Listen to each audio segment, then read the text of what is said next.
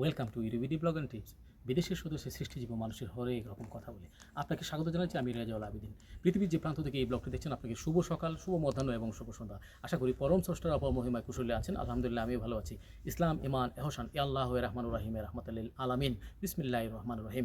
আজকের যে টপিক বা শিরোনাম সেটি হচ্ছে ইউরোপের নতুন একটি দেশে সম্ভাবনার দ্বার উন্মুক্ত হয়েছে বাংলাদেশিদের জন্য। সেই দেশটি কি এবং বিস্তারিত এই থাকছে কন্টেন্টের ভিতরে। দক্ষ কর্মী নেবে দক্ষিণ পূর্ব ইউরোপের দেশ নর্থ ম্যাসিডোনিয়া। সেখানে বেসিক যে বেতন বা মাসিক বেতন 400 ইউরো দেবে বলে তারা কর্তৃপক্ষ জানিয়েছে। ইউরোপের বিভিন্ন দেশে যাওয়ার সুযোগ সৃষ্টি হলে ব্যাপক তৈরি হয় বাংলাদেশিদের মধ্যে। এর মধ্যে সিলেটি এদের মধ্যে হয় একটা ব্যাপক কৌতূহল। এক পর্যায়ে সব কিছু বাজি রেখে আসলে যান মাল তুচ্ছ করে পরিবার পরিজন ফেলে রেখে তারা সেই ইউরোপে বা বিদেশে পাড়ি জমাতে চেষ্টা করে এবং হিড়িক পড়ে। এবার তেমনই একটি সুখবর দিল দক্ষিণ এশিয়ার ইউরোপের দেশ নর্থ ম্যাসিডোনিয়া। বাংলাদেশ থেকে তারা দক্ষ জনবল নিবে এরকম আগ্রহ প্রকাশ করেছে সেই দেশটি।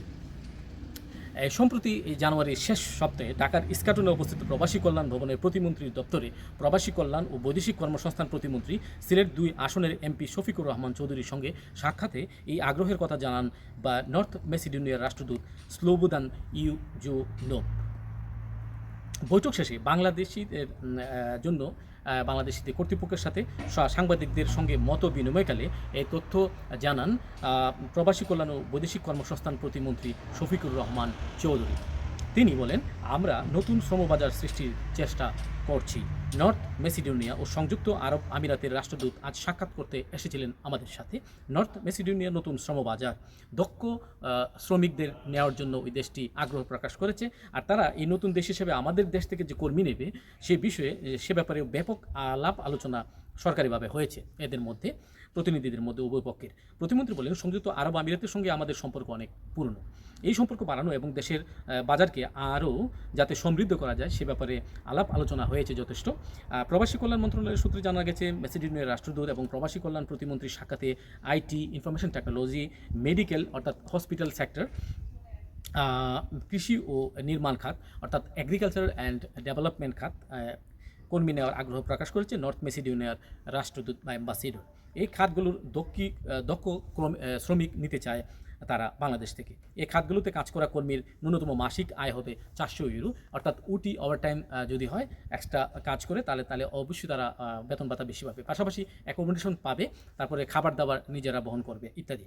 তো তারপরেও কী পদ্ধতিতে তারা কর্মী নেবে তা এখনও নির্ধারণ হয়নি, তবে শীঘ্রই নির্ধারণ হবে। এ ব্যাপারে এই চ্যানেলের মাধ্যমে আমরা আপডেট আসলে আমরা এ ব্যাপারে জানান দেবো ইনশাল্লাহ।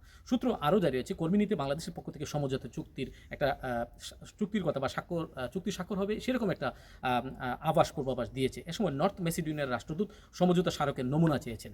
শীঘ্রই নমুনা সমঝোতা স্মারক ম্যাসিডোনিয়ার পাঠানো হবে বলে প্রবাসী কল্যাণ প্রতিমন্ত্রী আশ্বস্ত করেছেন।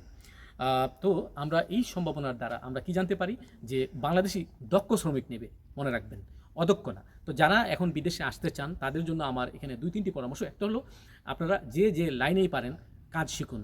ইংরেজিতে কথা বলার ভাষা, কমিউনিকেটিভ স্কিল বাড়ান, পাশাপাশি হচ্ছে আপনারা ড্রাইভিং শিখুন, পাশাপাশি টেকনিক্যাল ভোকেশনাল কারিগরি যে শিক্ষা রয়েছে সেগুলোর উপর নজর দিন।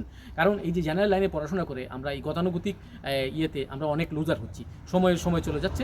দেখা গেছে যারা বিদেশে আসলো আল্লাহর রহমতে তারা পরিশ্রম করে একটা ইকোনমিক একটা ভালো অবস্থানে তারা যেতে পারে। আমরা আশেপাশে দৃষ্টি দিলে আমরা কিন্তু দেখতে পারি, আমার কথা বিচার করে দেখবেন। আর যারা টানা পড়াশোনা করে যায়, এখানে এই যে সময় এবং অর্থ একটা পরিবার থেকে যাচ্ছে, সেটা খুব কম সংখ্যক মানুষ ইদানিং সফল হচ্ছে।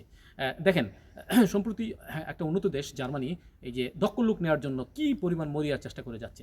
তো আজকের এই আলোচনা এখানে রাখছি। ধন্যবাদ।